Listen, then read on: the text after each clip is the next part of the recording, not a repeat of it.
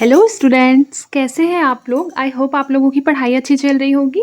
आज हम लोग बहुत इंपॉर्टेंट एमसीक्यू सॉल्व करने वाले हैं जो आपके आने वाले एग्जाम जैसे सीजीपीसीएस के लिए और यूपीएससी के लिए बहुत ज़्यादा इंपॉर्टेंट है। तो चलिए आइए शुरू करते हैं। देखिए, नमो ड्रोन दीदी योजना के बारे में एक क्वेश्चन है, आइए इसे पढ़ते हैं। देखिए, लिखा है कि यह योजना कृषि सेवाओं के लिए महिला स्वयं सहायता समूहों को ड्रोन उपलब्ध कराती है। तो नमो ड्रोन दीदी जैसा नाम से ही स्पष्ट है कि ये ड्रोन उपलब्ध कराती है, तो ये बिल्कुल सही है। फिर सरकार ड्रोन खरीद के लिए 50% तक वित्तीय सहायता प्रदान करती है।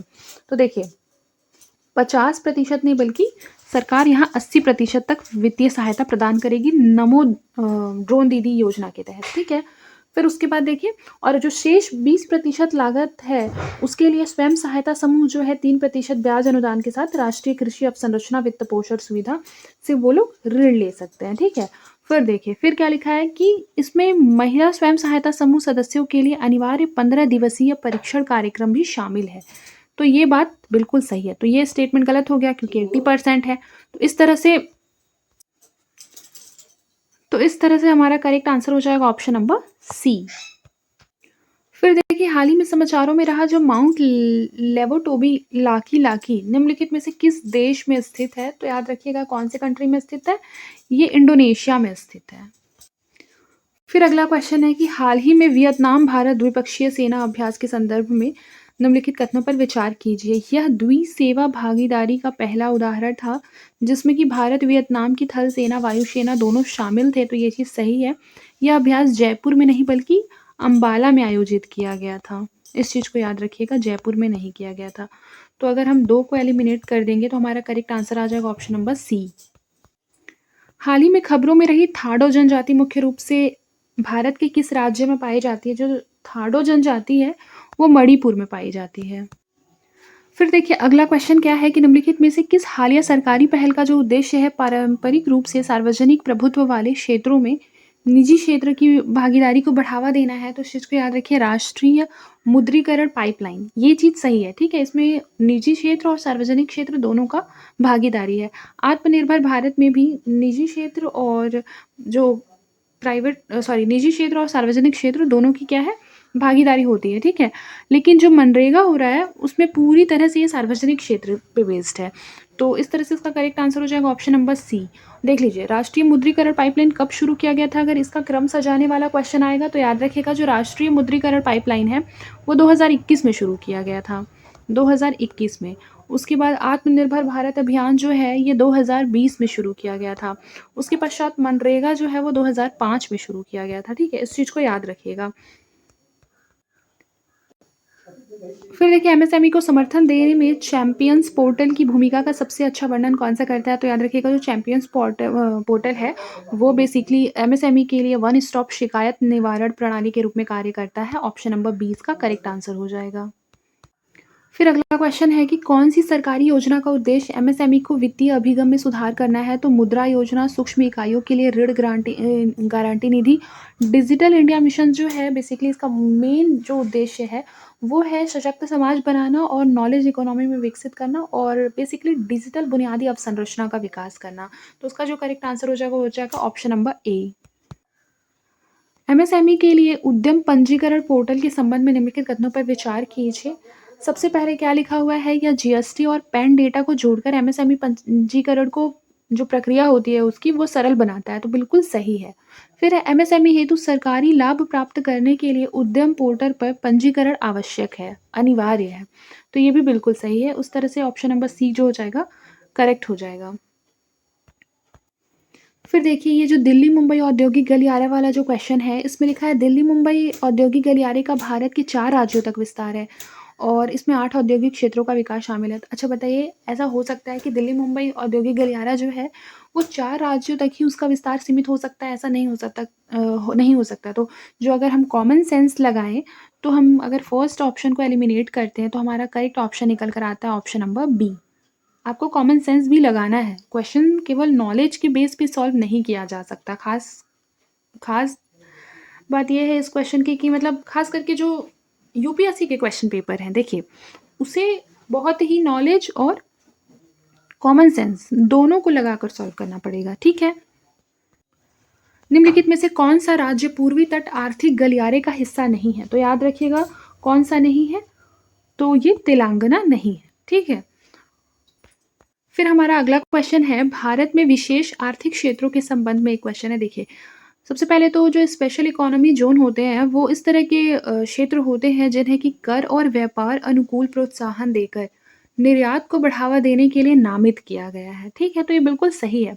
लिखा है भारत में केवल निजी कंपनियों को ही विशेष आर्थिक क्षेत्र विकसित करने संचालित करने की अनुमति है। तो ये बात बिल्कुल गलत है, क्योंकि देखिए इसमें निजी कंपनी भी हो सकते हैं, सार्वजनिक कंपनी भी हो सकते हैं। ठीक है, सार्वजनिक निजी भी हो सकते हैं, तो ये गलत है। फिर इन इकाइयों को अपने उत्पादन का 50% घरेलू बाजार में बेचना होगा, ऐसा कोई अनिवार्य नहीं है। ठीक है, औद्योगिक विकास को समर्थन देने के लिए भारत में स्थापित पहला विकास बैंक कौन सा था? तो जो पहला विकास बैंक था वो था भारतीय औद्योगिक वित्त निगम, IFCI। ठीक है, इस चीज को याद रखिएगा। कौन सी भारतीय परियोजना या गलियारा बहु मॉडल परिवहन प्रणालियों को बढ़ावा देता है? तो इसका जो करेक्ट आंसर हो जाएगा ये हो जाएगा दिल्ली मुंबई औद्योगिक गलियारा, सागरमाला परियोजना, भारतमाला। ऑप्शन नंबर डी इसका करेक्ट आंसर हो जाएगा। राष्ट्रीय विनिर्माण नीति 2011, राष्ट्रीय विनिर्माण 2011 जो है उसके बारे में क्वेश्चन है कि विनिर्माण क्षेत्र में 100 मिलियन नौकरियां सृजित करना। बेसिकली राष्ट्रीय विनिर्माण नीति के उद्देश्य पूछ रहा है ना, तो इसके जो उद्देश्य हैं, सबसे पहले तो विनिर्माण क्षेत्र में 100 मिलियन नौकरियां सृजित करना, ये सही है।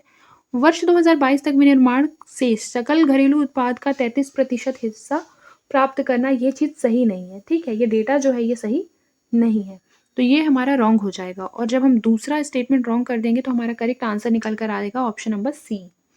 ठीक है, इस तरह से आपको क्वेश्चन अप्रोच करना है। फिर लिखा है कौन कौन सा उद्योग भारत में मुख्य उद्योग के रूप में है? तो विद्युत और सीमेंट, इस्पात, दवाइयाँ नहीं है। ठीक है, तो उसका करेक्ट आंसर हो जाएगा ऑप्शन नंबर बी। उत्पादन आधारित प्रोत्साहन योजना के बारे में क्वेश्चन है, PLI के बारे में। देखिए, यह योजना पात्र निर्माताओं को उनके वृद्धिशील उत्पादन के आधार पर वित्तीय प्रोत्साहन प्रदान करती है, तो ये चीज़ सही है। फिर लिखा है इसका जो मुख्य फोकस है वो इलेक्ट्रॉनिक और फार्मास्यूटिकल्स विनिर्माण तक ही सीमित है, तो ये बात सही नहीं है, तो ये रॉन्ग हो जाएगा। फिर है यह योजना आत्मनिर्भर भारत पहल का एक अभिन्न अंग है, ये चीज़ भी सही है। इस तरह से जो करेक्ट आंसर हो जाएगा ये हो जाएगा ऑप्शन नंबर बी। शून्य दोष शून्य प्रभाव प्रमाणन योजना का प्राथमिक उद्देश्य क्या है, बताइए। तो देखिए, इसका जो प्राथमिक उद्देश्य है वह है न्यूनतम पर्यावरणीय प्रभाव के साथ गुणवत्तापूर्ण विनिर्माण सुनिश्चित करना। ऑप्शन नंबर ए जो हो जाएगा ये इसका करेक्ट आंसर हो जाएगा। निम्नलिखित में से कौन सी पहल विश्व बैंक साझेदारी माध्यम से MSME को उनकी उत्पादकता और प्रतिस्पर्धात्मकता में सुधार करने के लिए समर्थन देती है? तो यह है रैंप कार्यक्रम। Option number D. राष्ट्रीय निवेश विनिर्माण क्षेत्र, देखिए राष्ट्रीय निवेश विनिर्माण क्षेत्र जो है बेसिकली उसको घरेलू और अंतर्राष्ट्रीय दोनों बाजारों की आवश्यकताओं की पूर्ति करने के लिए डिज़ाइन किया गया है, ना कि निर्यात उन्मुख उद्योगों के लिए। ठीक है, तो ये गलत हो जाएगा। फिर है केंद्र राज्य सरकारें जो है संयुक्त रूप से NIMZ बुनियादी अवसंरचना के निर्माण के लिए वित्त पोषण मुहैया कराती हैं, तो ये बात बिल्कुल सही है। इस तरह से ऑप्शन नंबर बी इसका करेक्ट आंसर हो जाएगा। आपको आपकी स्क्रीन पर पहला क्वेश्चन दिखाई दे रहा होगा कि प्रधानमंत्री फसल बीमा योजना के संबंध में निम्नलिखित कथनों में से कौन से कथन जो है वो सही है? देखिए, यह प्राकृतिक आपदाओं के कारण फसलों के नुकसान के विरुद्ध बीमा कवर प्रदान करता है। कौन? प्रधानमंत्री फसल बीमा योजना, बिल्कुल सही है ये। फिर किसानों को सभी फसलों के लिए 2% का एक समान प्रीमियम देना आवश्यक है। देखिए, पहली बात तो ये, अगर आप इसको रॉन्ग करना चाहें इस स्टेटमेंट को, तो कॉमन सेंस के हिसाब से अगर आप कॉमन सेंस लगाए तो इजीली रॉन्ग हो जाएगा कि सभी फसलों के लिए 2%, क्या ये सही हो सकता है? देखिए, मैं क्या समझा रही थी, जैसे यहाँ सभी फसलों के लिए है। ठीक है, तो याद रखिए जो किसानों को सभी फसलों के लिए 2% का एक समान प्रीमियम देना आवश्यक है, ऐसा नहीं है, क्योंकि सभी फसलों का जो रेट है वो अलग अलग हो सकता है। जैसे देखिए, जैसे फॉर एग्जाम्पल के लिए कि अगर खरीफ फसलों की बात करें तो उसका जो भुगतान है वो 2% के हिसाब से, और रबी फसलों के लिए 1.5% के हिसाब से है। तो इस हिसाब से ये वाला स्टेटमेंट कॉमन सेंस भी लगाते तो हम रॉन्ग करते हैं, और हमारा जो फर्स्ट स्टेटमेंट है वो राइट हो जाता। ठीक है, फिर देखिए हमारा अगला क्वेश्चन है मैच द कॉलम। जिसमें कि एक साइड पे क्या दिया हुआ है, योजना दिया हुआ है और दूसरे साइड पे क्या दिया हुआ है, उसके उद्देश्य। देखिए, सबसे पहले लिखा हुआ है किसान क्रेडिट कार्ड योजना। इस योजना का उद्देश्य क्या है? कृषि एवं संबद्ध गतिविधियों के लिए ऋण उपलब्ध कराना, ये बिल्कुल सही है। फिर प्रधानमंत्री किसान मानधन योजना का जो उद्देश्य है, छोटे और सीमांत किसानों के लिए वृद्धा पेंशन, सॉरी, वृद्धावस्था पेंशन, ठीक है। फिर उसके बाद है परंपरागत कृषि विकास योजना। इसका क्या उद्देश्य है? जैविक कृषि को बढ़ावा देना, ठीक है, तो ये भी बिल्कुल सही है। फिर अब पीएम आशा योजना। पीएम आशा योजना का क्या उद्देश्य है? तो देखिए, पीएम आशा योजना का जो उद्देश्य है वो क्या है? तो उसका उद्देश्य होता है कि बेसिकली ये फसलों का खरीद मूल्य आश्वासन देता है, ठीक है, ना कि फसल बीमा है। तो ये मैच नहीं है, तो इसका करेक्ट आंसर हो जाएगा ऑप्शन नंबर सी। फिर देखिए, अक्टूबर 2024 में घोषित भारत की खाद्य तेल उत्पादन रणनीति के बारे में क्वेश्चन है। लिखा है, सरकार का जो लक्ष्य है अगले 7 वर्षों में खाद्य तेल उत्पादन को दुगना करना है, तो ये बिल्कुल सही है। फिर इस पहल में उच्च उपज वाली तिलहन किस्मों को बढ़ावा देना और कृषि के क्षेत्रों का विस्तार करना शामिल है, ये भी बिल्कुल सही है। फिर कार्यक्रम का जो लक्ष्य है वो 2030-31 तक भारत को खाद्य तेलों का शुद्ध निर्यातक बनाना है, यही चीज़ गलत है। तो अगर हम देखें तो हमारा करेक्ट आंसर आ जाएगा ऑप्शन नंबर सी।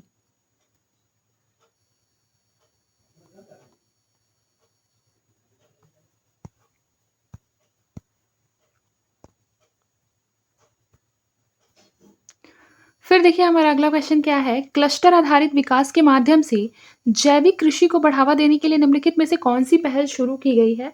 तो कौन सी पहल शुरू की गई है? परंपरागत कृषि विकास योजना, ऑप्शन नंबर सी। फिर अगला क्वेश्चन क्या है कि न्यूनतम समर्थन मूल्य भारत में जो घोषित किया जाता है, उसमें से कितनी फसलें एमएसपी फ्रेमवर्क के अंतर्गत आती हैं? इसमें से बताइए। बिल्कुल सही, चारों के चारों आते हैं, यानी ऑप्शन नंबर डी जो हो जाएगा वो इसका करेक्ट आंसर होगा।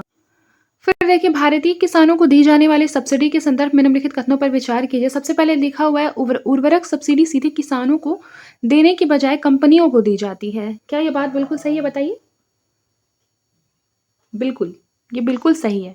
फिर है खाद्य सब्सिडी जो होता है वो न्यूनतम समर्थन मूल्य पर अनाज की खरीद एवं सार्वजनिक वितरण प्रणाली के माध्यम से उसके वितरण से जुड़ी हुई है, ये भी बिल्कुल सही है, यानी कि ऑप्शन नंबर सी जो हो जाएगा हमारा करेक्ट आंसर।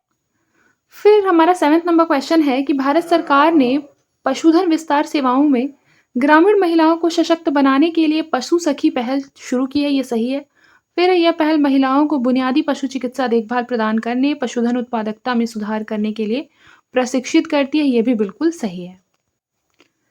कृषि एवं किसान कल्याण विभाग के द्वारा 2022-23 के लिए प्रमुख फसल उत्पादन के अंतिम अनुमान के अनुसार भारत के सकल फसली क्षेत्र में किस फसल का सबसे बड़ा हिस्सा है? तो इसका जो करेक्ट आंसर हो जाएगा ये हो जाएगा चावल।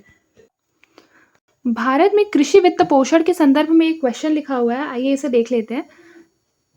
क्या लिखा हुआ है कि कृषि अवसंरचना कोष फसल उपरांत अवसंरचना विकास के लिए ब्याज अनुदान प्रदान करता है।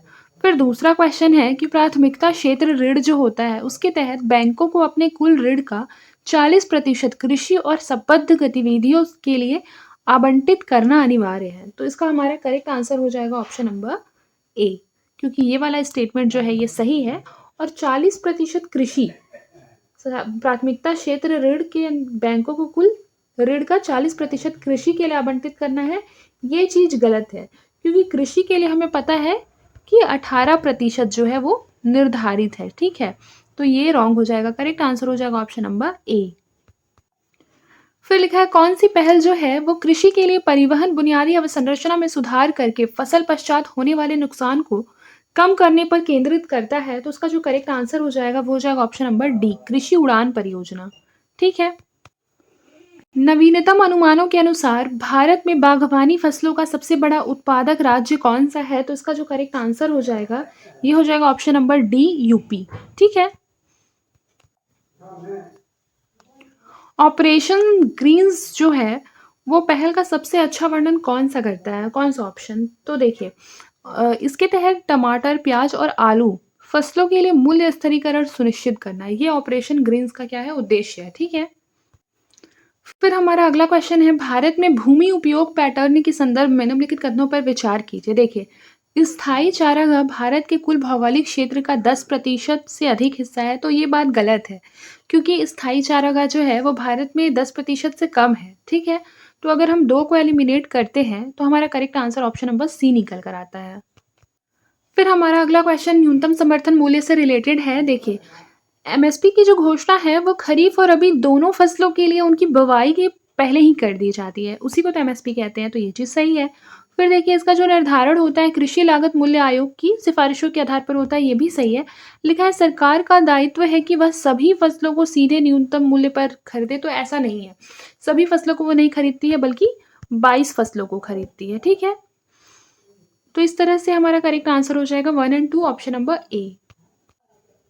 फिर देखिए, हमारा अगला क्वेश्चन है पीडीएस प्रणाली के बारे में, जिसमें कि पहला स्टेटमेंट है कि भारत में सार्वजनिक वितरण प्रणाली का जो प्राथमिक उद्देश्य है वो रियायती दरों पर आवश्यक वस्तुएं उपलब्ध कराकर खाद्य सुरक्षा को सुनिश्चित करता है, ठीक है? ये चीज़ सही है।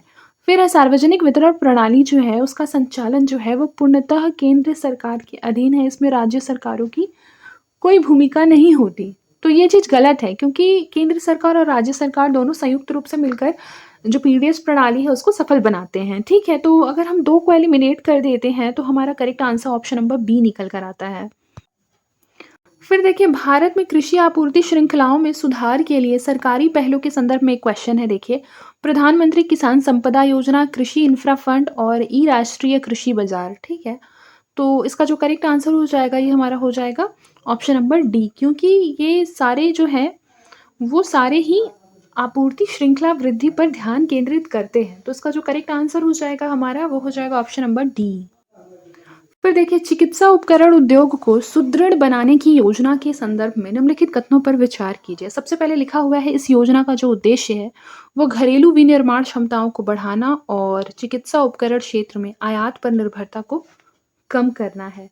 तो ये बात बिल्कुल सही है, ठीक है? फिर देखिए, इस योजना से वर्ष 2030 तक भारत के चिकित्सा उपकरण बाजार का मूल्य $50 बिलियन तक बढ़ाने की उम्मीद है। तो देखिए, ऐसा नहीं है। जो भारत का चिकित्सा उपकरण बाजार है वो लगभग $14 बिलियन का है और वर्ष 2030 तक $30 बिलियन तक बढ़ाने की उम्मीद है। $30 बिलियन, ठीक है? $30 बिलियन, ना कि $50 बिलियन। तो ये हमारा रॉन्ग हो जाएगा, तो ऑप्शन नंबर ए जो हो जाएगा ये हमारा करेक्ट आंसर हो जाएगा। फिर देखिए, पीएम विद्या लक्ष्मी योजना का प्राथमिक उद्देश्य क्या है? तो देखिए, पीएम विद्या लक्ष्मी योजना का जो प्राथमिक उद्देश्य है वो ऑप्शन नंबर सी है कि शिक्षा ऋण एवं छात्रवृत्ति के लिए एकल खिड़की मंच प्रदान करना, ऑप्शन नंबर सी। फिर देखिए, हाल ही में समाचारों में जो आया शब्द है V404 सिग्नी, वो किससे संबंधित है? तो इस चीज़ को याद रखिएगा, किससे संबंधित है? ऑप्शन नंबर ए, एक त्रिस्तरीय प्रणाली जिसमें एक ब्लैक होल और 2 तारे शामिल है, ऑप्शन नंबर ए।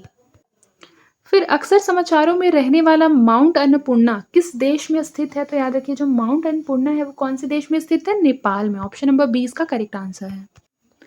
आज के लिए बस इतना ही, मिलते हैं नेक्स्ट क्लास में। तब तक के लिए अपना ख्याल रखिए और मन लगाकर पढ़ाई करते रहिए।